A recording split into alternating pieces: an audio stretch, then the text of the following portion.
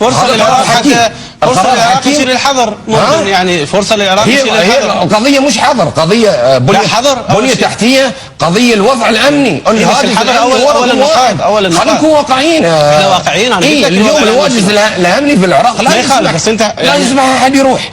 هل يسمح أحد يروح اليوم في ظل الظروف هذه؟ ليش؟ لا كثير. لا لا لا لا لا. عندنا مستثمرين نتكلم في الامور. عندنا مستثمرين من الامارات ومن كل الدول يروحون بغداد. شو ما اتوقع تغير شيء؟ لا، ما في العراق 10 سنوات العراق ما تغير. لا لا لا هذا الكلام لا المنطقة تتغير بشمول. لا اولا خليك متفائل، ولازم انت تدعي بالخير. انا دائما واقعي. واقعي، نعم كلنا واقعيين، بس بنفس الوقت خليك الواقع على الان. خلي كلام موضوع 10 سنوات وسنتين وكذا، هذا بيد ربك، بيد ربك هذا، وليس ما يخالف، بس لازم هذا واقع. هذا واقع. الواقع ما يقول 10 سنوات. على الشعوب ان تتقبل الواقع، بس على الشعوب ايضا انه تساعد العراق على انه يتحسن وضعه ويكون افضل. المساعده ليش؟ رياض انت تساعد نفسك. لحظه، تساعد نفسي ما بيها شيء. ليش حط ستاره سوداء يعني؟ ليش ستاره سوداء؟ الوضع يعطيك ستاره سوداء يا اخي. كاس الخليج. نعم ستاره سوداء. كاس الخليج تعرف نور شو يقول لك؟ كاس الخليج هذه البطوله ممكن ان تساعد العراق انه يقوم. اقول لك انه انت وغيرك من كل البلدان تساعد العراق بالبلد.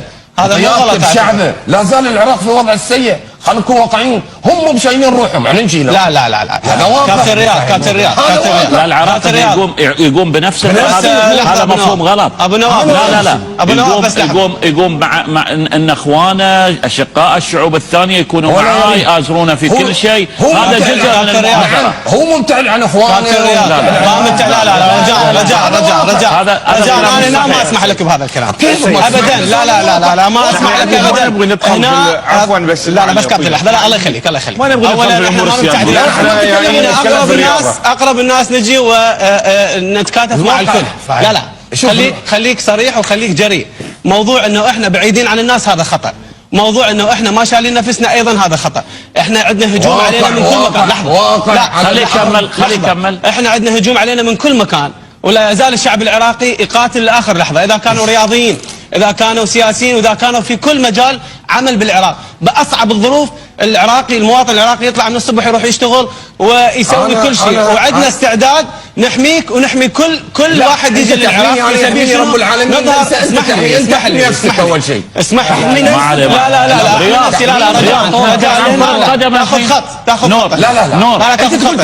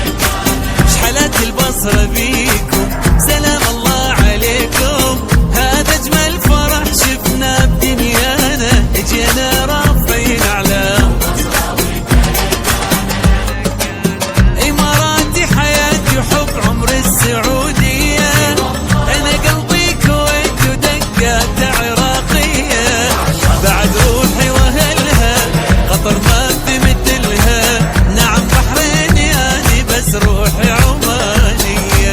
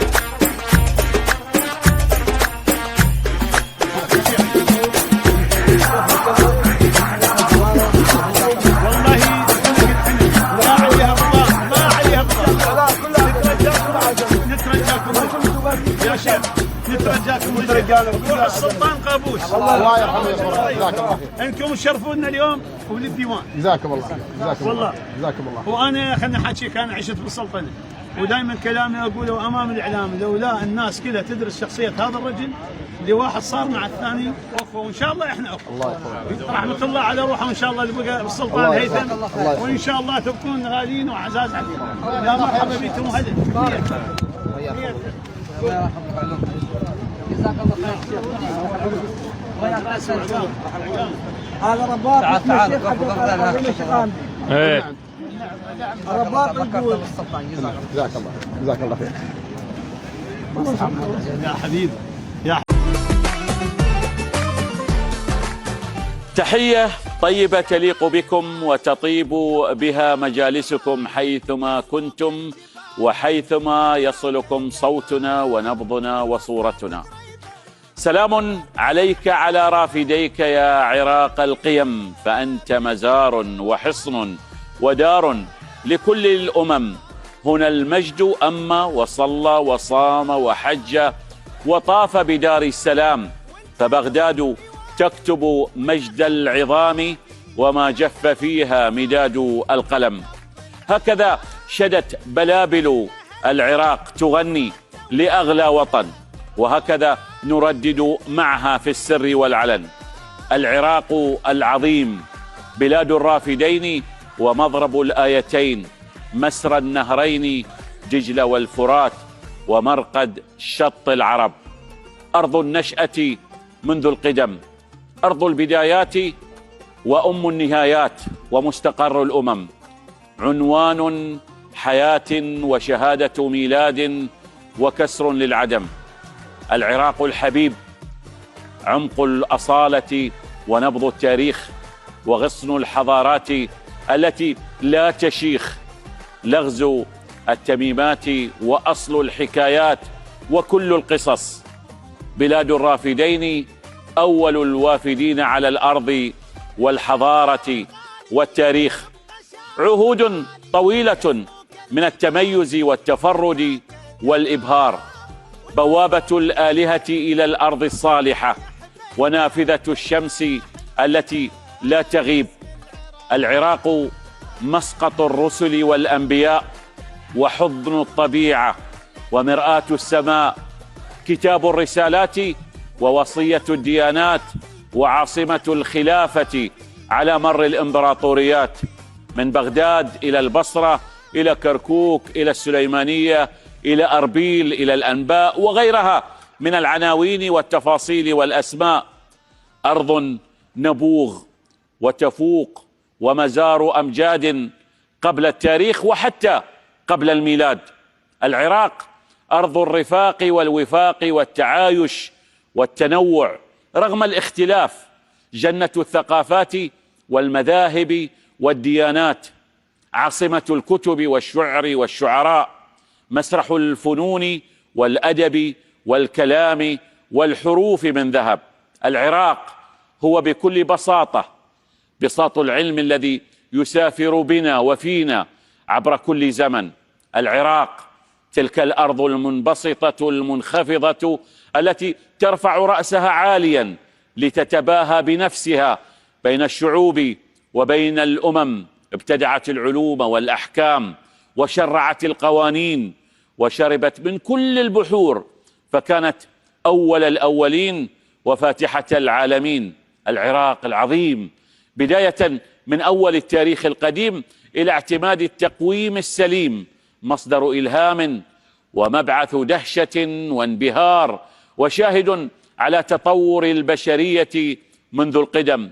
لوحة فنية بديعة التصوير ونقوش محفورة على الجدران ورسوم فريدة على الحيطان وآثار خالدة لن يمحيها الزمان. العراق بلاد الأدباء والعلماء، هو البيان والتبيان ورسائل الحنين إلى الأوطان، وحبر الجاحظ الذي لم يبخل على الجميع بأدبه فشاع اسمه وعلمه وبين الناس. هو حروف الشاعر العظيم المتنبي الذي ينام إلى الآن ملء جفونه عن شواردها، ولا زال الخلق جراءها يسهر ويختصم. العراق أعجوبة من عجائب الدنيا السبع، بحدائقه المعلقة وأبراجه الشاهقة وبواباته الساحرة وقلاعه الشامخة التي تلامس أسوارها عنان السماء. العراق كتاب جميل في دفاتر التاريخ، يعود بنا وبالتاريخ إلى حدود 5000 سنة قبل الميلاد، ميلاد الصناعة والزراعة على ضفاف النهرين. هناك في أحضان النخيل الشاسعة وبين الفراغات الواسعة يشيع التين والتفاح ويتمايل شجر الرمان. العراق العظيم أسس البناء القويم والتخطيط السليم، مهد السلطات والحكومات والتشريعات، هو حجر الأساس في تشييد الممالك وبناء المعابد والأنهار والقنوات، هو الأرض والنشوء قبل البدء وقبل الحياة، وهو البعث للوجود بعد الممات، رحم السلالات والثقافات والأعراف ومنهج الفرائض والعبادات. العراق بلاد الشرائع المكتوبة والمدونات المرسومة والقوانين الموضوعة منذ الأولين، هو منوال تنموي صناعي واقتصادي واجتماعي سابق لكل الحضارات ومؤسس لكل البدايات. في العراق بدأت أولى محاولات البحث والتدبر والصمود، وفي العراق خاضت العقول في أصل النشأة بلا تضليل ولا قيود، وهناك انقشعت الغيوم عن أصل الكون ومبعث الوجود، ومن العراق انطلقت أعظم الملاحم والقصص وحتى الأساطير. وفي العراق ابتدع الأولون علوم الرياضيات والفلك والمعمار والبصريات وفنون الطب وحتى الكيمياء، كانوا أحرص الخلق على الإبداع، فكانوا عنوانا حقيقيا للنبوغ والتطور والإمتاع.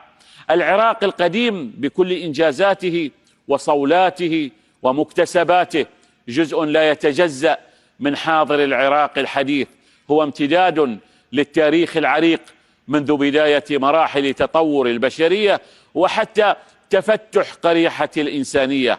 والعراق رغم كل العثرات والمطبات صامد في وجه العواصف والرياح، قلاعه الحصينة وأسواره العالية تحميه من كل المحن والهزات.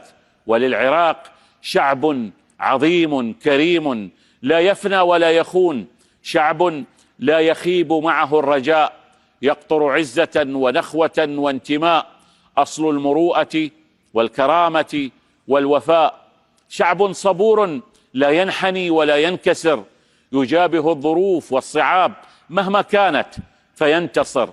العراق يحمل بين ضلوعه وفي عروقه وفي أنهاره الخالدة رائحة التاريخ والإرث الضارب في القدم، ثابت على عرشه لا تتزعزع مكانته بين الأمم، عنوان الذكاء والتفوق الفكري والعلمي في كل الميادين وفي كل المجالات. العراق العظيم بشعبه وتاريخه مقدمة شرفية في كتاب ألف ليلة وليلة. والليلة سيسافر السندباد البحري ببساطه السحري ليعرج في سماء شط العرب حاملا معه كل رايات العرب. العراق ولد قبل الميلاد ليبقى إلى ما لا نهاية، وكأس الخليج ولدت لتحيا وتبقى وتكبر، وبين الاسمين اختلفت العناوين وتشابهت المضامين. انتصار للصمود وإعلان أبدي للوجود والخلود. سيبقى العراق يبصر النور مهما بقيت الأرض تدور، وسيطير السندباد مرات ومرات، لكنه سيعود. اليوم يومك يا عراقي، هلا يا ابو الغيرة، العب العب خلي خصمك وياي. اليوم يومك يا عراقي، هلا يا ابو الغيرة، العب العب خلي خصمك. والدك وامك واخوته تنتظر نصرك تجيبه، وبين حلوات المحله وبيك تتباهى الحبيبه. الشعب عين علي على مرفرف بين ايدي، الشعب كله دام يبقى الفوز لنا وما قبلنا بغيره، دام يبقى الفوز لنا وما رضينا بغيره. اليوم يومك يا عراقي، هلا يا ابو الغيره، العب العب خلي